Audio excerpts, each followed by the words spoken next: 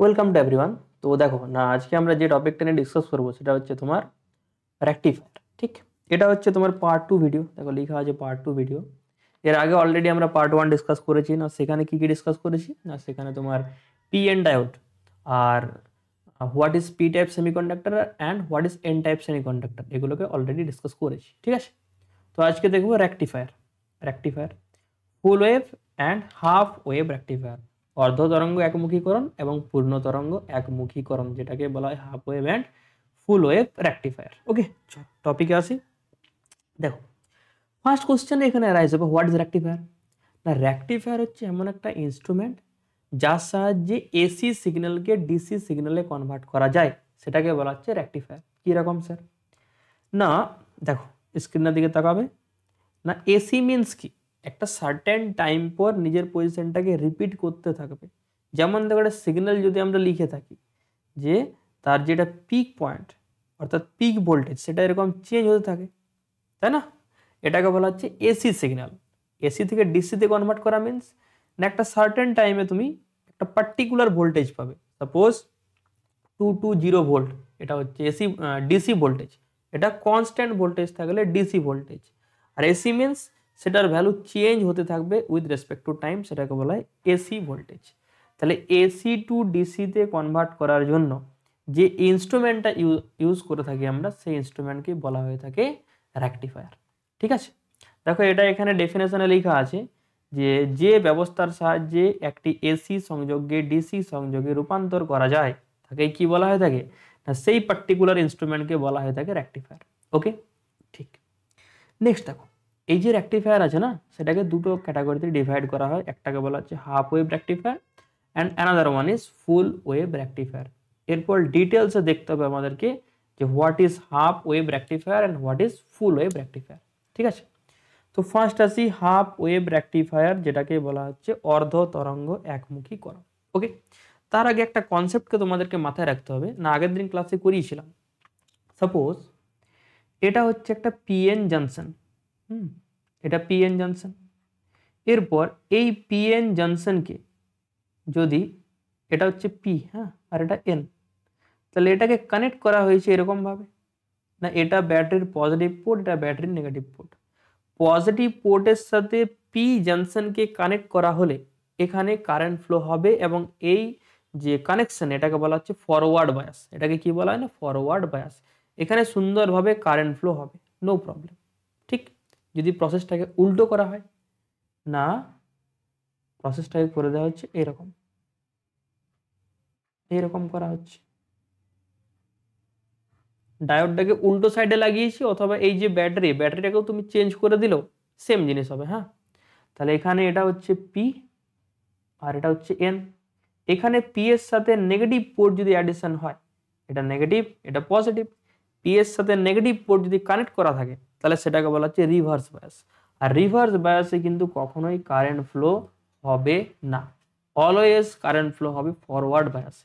ঠিক আছে, হ্যাঁ, একটা মাইনর অ্যামাউন্টের কারেন্ট পাবে, একদম স্মল অ্যামাউন্টের কারেন্ট, যেটাকে তুমি নেগলেক্ট করতেই পারো, সেটা due to minority charge carrier হয়ে থাকে, ওটাকে আমরা কনসিডার এখানে করছি না। তাহলে জাস্ট মাথায় রাখবে ফরওয়ার্ড বায়াসে কারেন্ট ফ্লো হবে, আর রিভার্স বায়াসে কিন্তু কোনো রকম কারেন্ট ফ্লো হবে না। ঠিক আছে, এরপর দেখো একটু ডায়াগ্রামের দিকে তাকাবে। হ্যাঁ, না এই যে রেক্টিফায়ার এটা বানানো, এটাকে কনস্ট্রাক্ট করার জন্য কিছু আমরা ডায়োড লাগিয়েছি। তাহলে এটাকে বলা হচ্ছে ট্রান্সফরমার। হ্যাঁ, ট্রান্সফরমার মিনস এসি সিগন্যাল তুমি দিচ্ছ, যেটাকে তুমি করতে চাইছো ডিসি সিগন্যালে কনভার্ট। তাহলে এটা টাইমের রেসপেক্টে চেঞ্জ হবে না, এটা পজিটিভ হবে একটা সময়, দেন নেগেটিভ হবে, সার্টেন টাইম পর এটা আবার চেঞ্জ হয়ে যাবে, তখন উপরেরটা হয়ে যাবে নেগেটিভ, নিচেরটা হয়ে যাবে পজিটিভ। এখন ফার্স্ট হাফে আমরা কি করছি না, এটাকে ধরা হচ্ছে পজিটিভ, এটা ধরা হচ্ছে নেগেটিভ। এরপর নোটিস করো, ইন্টারেস্টিং না, এটা পজিটিভ না, এটা স্যার পি টাইপ আর এটা হচ্ছে এন টাইপ। তাহলে পিতে পড়েছে পজিটিভ, দ্যাট মিনস এখানে সুন্দরভাবে কারেন্ট ফ্লো হবে, এটাকে বলা হচ্ছে ফরওয়ার্ড বায়াস। সো এই যে রেজিস্ট্যান্সের অ্যাক্রস তুমি ভোল্টেজ পাবে, নো প্রবলেম, পাওয়া যাবে। তাহলে এই সিগন্যালের দিকে তাকাবে। হ্যাঁ, এটা হচ্ছে AC signal. AC signal means যেটা তুমি এখানে দিয়েছো ভি ইনপুটে আমরা দিয়েছি যেটা, তাহলে সেটা হচ্ছে এসি সিগন্যাল এটা। ওকে, নো প্রবলেম। এরপর দেখো না ফার্স্ট হাফে কি হচ্ছে না এর মধ্যে দিয়ে কারেন্ট যাচ্ছে, সো আউটপুট ভোল্টেজ তো এখানে পাবে, একদম স্যার পাওয়া যাবে। এরপর কি হচ্ছে দেখো না এর পরের ইনস্ট্যান্টেই হয়ে যাবে এটা নেগেটিভ আর এটা পজিটিভ। এরপর বলো কারেন্ট ফ্লো হবে ডায়োডের মধ্যে দিয়ে? না, এখানে ডায়োডের মধ্যে দিয়ে কারেন্ট ফ্লো হওয়া পসিবল নয়, তার কারণ এটা হয়ে যাবে রিভার্স বায়াস, তাই না? এটা নেগেটিভ, পিতে নেগেটিভ মানে রিভার্স বায়াস, তাহলে এখানে কারেন্ট পাওয়া যাবে না। তাহলে একটা হাফে কারেন্ট পাওয়া যাচ্ছে আর একটা হাফে যাচ্ছে না। এরপর আবার চেঞ্জ হয়ে যাবে, এটা পজিটিভ এটা নেগেটিভ, আবার কারেন্ট ফ্লো হবে, আবার এখানে কারেন্ট ফ্লো হবে না, আবার এখানে কারেন্ট ফ্লো হচ্ছে, আবার কিন্তু এখানে কারেন্ট ফ্লো হচ্ছে না। তাহলে নোটিস করে দেখো যে এসি সিগন্যাল মিনস এটা হচ্ছে এসি সিগন্যাল, তাই না? এই ভি ইনপুট যেটা লেখা আছে, ডিসি আউটপুট ভোল্টেজ দেখো, আউটপুট ভোল্টেজ দেখো একটা পোর্শন পাচ্ছি না, দ্যাট মিনস সার্টেন টাইম পর যেটা হচ্ছে না, এসি মিনস এরকমভাবে সাইনোসয়েডাল গ্রাফ পাবে কিংবা কসের গ্রাফ পাবে। তাহলে এটা কি সাইনের কিংবা কসের গ্রাফ হচ্ছে না, তার মানে এটা একটা ডিসি সিগন্যালের মতো বিহেভিয়ার শো করছে ভি আউটপুট। তাহলে দেখো আমরা একটা ডায়োডের সাহায্যে এসি সিগন্যালকে ডিসি সিগন্যালে ইজিলি ভাবে কনভার্ট করতে পারছি, রাইট? আর এই যে কনভার্টের যে ইনস্ট্রুমেন্ট সেটাকে বলা হচ্ছে রেকটিফায়ার, হাফ ওয়েভ রেকটিফায়ার।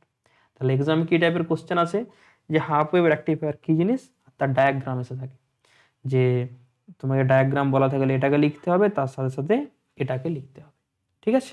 ওকে, এখন সেমিস্টার হয়ে গেছে, তোমাদের ডায়াগ্রাম নাম আসতে পারে, বাট তোমাদের শর্ট কোশ্চেনও কিন্তু দিতে পারে, ঠিক? তো সেমিস্টার অনুযায়ী দেখি একটা সেমিস্টারে তোমাদের শর্ট কোশ্চেন থাকে, আর অন্য সেমিস্টারে যেটা সেকেন্ড সেমিস্টার হয়ে থাকে সেখানে তোমাদের ব্রড কোশ্চেন থেকে থাকে। ক্লাস 11-12 যেরকম হয়, ক্লাস 11 যেরকম হয়, ক্লাস 12 সেরকমই হয়ে থাকে।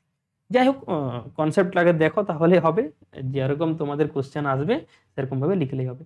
জাস্ট কনসেপ্টটাকে দেখে নাও যে কি রকম ভাবে জিনিসগুলো হয়ে থাকে। ওকে, ঠিক আছে, তাহলে হাফ ওয়েভ রেকটিফায়ার হলো।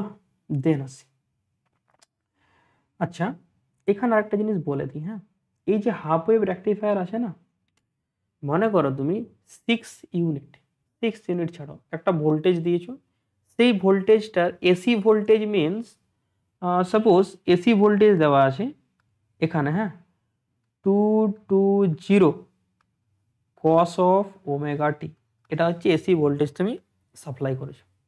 আচ্ছা এই এসি ভোল্টেজের পুরোটাই কি ডিসিতে কনভার্ট হচ্ছে? কি মনে হচ্ছে? না স্যার, পুরোটা হচ্ছে না, কিছুটা হচ্ছে, এবং ওই যে ডিসি সিগন্যালে কনভার্ট হচ্ছে আউটপুট, দ্যাট মিনস এটা ডিসি সিগন্যাল, এর মধ্যেও কিছু এসি ঢুকে থাকছে। কি বলা হলো? এই সিগন্যালটা পিওর সিগন্যাল নয়, এখানে কিছু এসি ঢুকে থাকছে। তাহলে যদি সিগন্যালে এসি ঢুকে থাকে আর যে অ্যামাউন্টের এসি ওই সিগন্যালে প্রেজেন্ট থাকবে সেই অ্যামাউন্টটাকে বলা হয় রিপল ফ্যাক্টর। কি বলা হলো? আউটপুট সিগন্যালটা আমরা চাইছি ডিসি, বাট ওখানে যদি এসি প্রেজেন্ট থাকে, এসি মানে ওই ডিসির মধ্যে যদি এসি ঢুকে থাকে, তাহলে যে অ্যামাউন্টের ডিসি প্রেজেন্ট থাকবে ওখানে, সরি, যে অ্যামাউন্টের এসি প্রেজেন্ট থাকবে সেই অ্যামাউন্টের এসিকে বলা হচ্ছে রিপল ফ্যাক্টর। এসব একটু ভালোভাবে এক্সপ্লেন করি, হ্যাঁ। রিপল ফ্যাক্টর কি জিনিস না ইংলিশে লেখা আছে, তো আমি একবার এক্সপ্লেন করে দিচ্ছি। রিপল ফ্যাক্টর আর, হ্যাঁ, আর और গামা দ্বারা রিপ্রেজেন্ট করা হয়। এটা কি না, এটা হচ্ছে আউটপুট সিগন্যালে এসি, তাহলে amount of AC in output signal divide by amount of DC, और বলতে পারো average DC in output.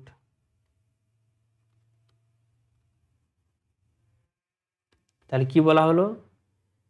Output সিগন্যালটা আমরা অবভিয়াসলি ডিসিতে কনভার্ট করতে চাইছি, বাট ডিসির মধ্যে যে অ্যামাউন্টের এসি প্রেজেন্ট থাকে সেটাকে বলা হচ্ছে তোমার রিপল ফ্যাক্টর। তাহলে রিপল ফ্যাক্টরের ভ্যালু কিন্তু যত হাই হবে সেটা এতটা ভালো রেকটিফায়ার নয়। দেখো এই যে এসি আসে না, এসি ঢুকে থাকা মানে ভালো তোমার রেকটিফায়ার নয়, এসি ঢুকে থাকা চলবে না, এসি ওখানে থাকা যাবে না, তাহলে সেটাকে বলা হবে ভালো রেকটিফায়ার। তাহলে এটাকে এর যে ভ্যালু সেই ভ্যালু হয়ে থাকে 1.21 আর পার্সেন্টেজে করলে আসবে 1 to 1 পার্সেন্টেজ। ঠিক আছে, বোঝা গেছে? যে হাফ ওয়েভ রেকটিফায়ার কি জিনিস। নেক্সট আসি, নেক্সট এটাতে দেখো একটা প্রবলেম হচ্ছে যে বেশি অ্যামাউন্টের এসি ঢুকে থাকছে আউটপুট সিগন্যালে, যেটা কিন্তু আমাদের চাই না।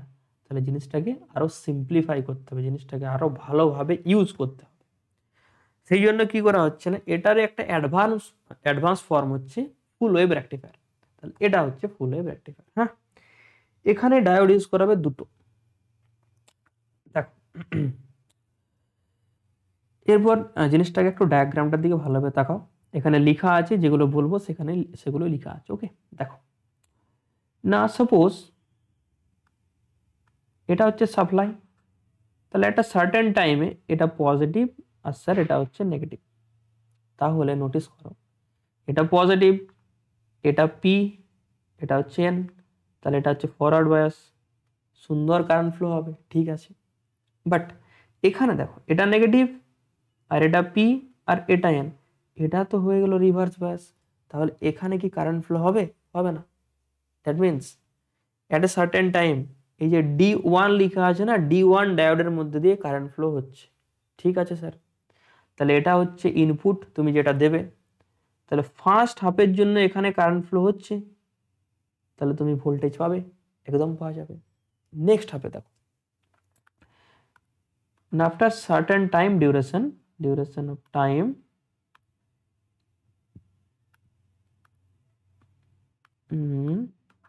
এটা হয়ে যাবে নেগেটিভ আর এটা হচ্ছে পজিটিভ। তাহলে নেগেটিভ হলে এর মধ্যে দিয়ে কারেন্ট ফ্লো হবে, এই সার্টেন টাইমে হবে না, তার কারণ এটা হচ্ছে নেগেটিভ। তাহলে এখানে তো কারেন্ট ফ্লো হবে না, আর এখানে কারেন্ট ফ্লো হবে, তার কারণ এটা হচ্ছে পজিটিভ। পজিটিভ মিনস এটা ফরওয়ার্ড বায়াসে হবে। তাহলে এখানে D2 এর মধ্যে দিয়ে কারেন্ট ফ্লো হচ্ছে, তাহলে এখানেও কিন্তু পাওয়া যাবে। তাহলে দেখো দুটো ডায়োড কেন ইউজ করেছি না, একটা ডায়োডে কারেন্ট ফ্লো হবে তখন আরেকটা অফ থাকবে, যখন আরেকটা ডায়োডে কারেন্ট ফ্লো হচ্ছে তখন অন্য ডায়োডটা থাকছে অফ, ঠিক। তাহলে এখানে দেখো পাওয়ার কিন্তু লস হচ্ছে না এবং ম্যাক্সিমাম ভ্যালু আমরা ডিসি সিগন্যালে কনভার্ট করতে পারছি। আগেরটাই কি ছিল না, একটা হাফ করে আমরা কারেন্ট পাচ্ছিলাম না। তাহলে একটা হাফ করে যদি কারেন্ট না পাই, অবভিয়াসলি পাওয়ারের আমাদের লস হবে এবং সিগন্যালটা অ্যাকুরেট ডিসিতে কনভার্ট করা আমাদের পক্ষে ক্রিটিক্যাল হয়ে যাচ্ছিল।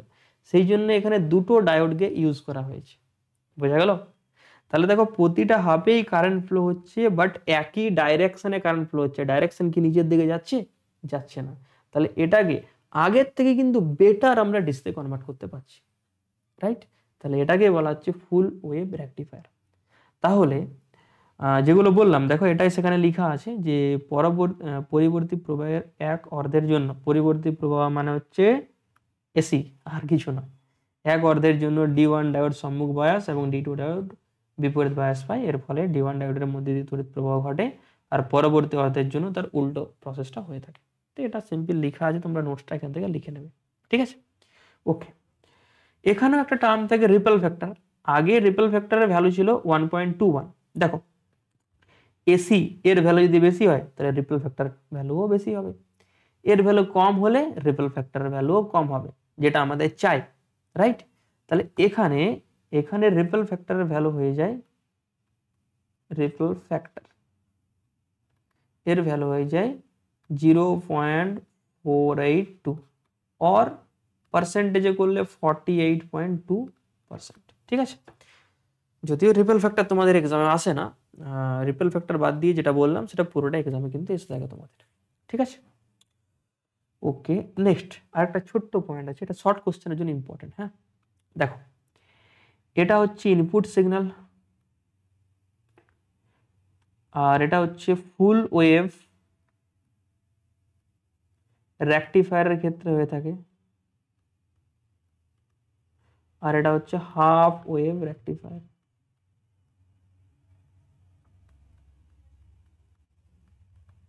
বোঝা গেল?